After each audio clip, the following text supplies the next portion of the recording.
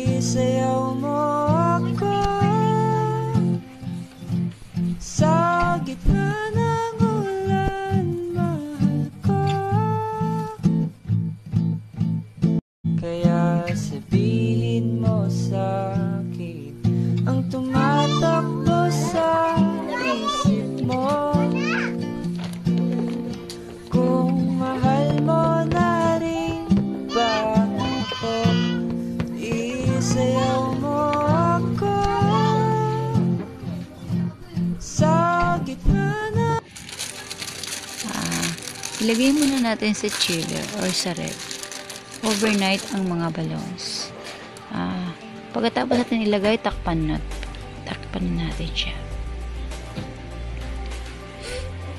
After overnight, ay buksan na natin yung chiller or ref.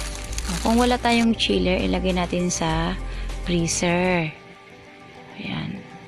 Ayan, kung makita nyo guys, ayan, ilagay sa ref.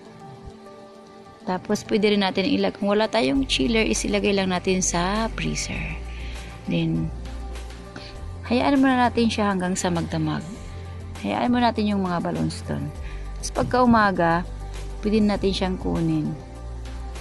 Tapos, saka na natin siya gamitin. Ayan, guys. Kung makikita nyo siya is, napaka tibay talaga ng mga balloons, guys. Kahit isang araw, abutan pa siya ng 1 week. Hindi siya basta-bastang pumuputok.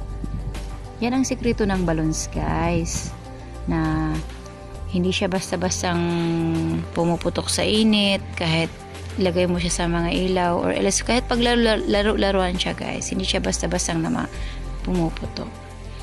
Kaya sundin lang so ganun lang siya, guys, kasimple. Thank you for watching, guys. Maraming salamat. Ganun lang siya kasimple. Follow the instruction.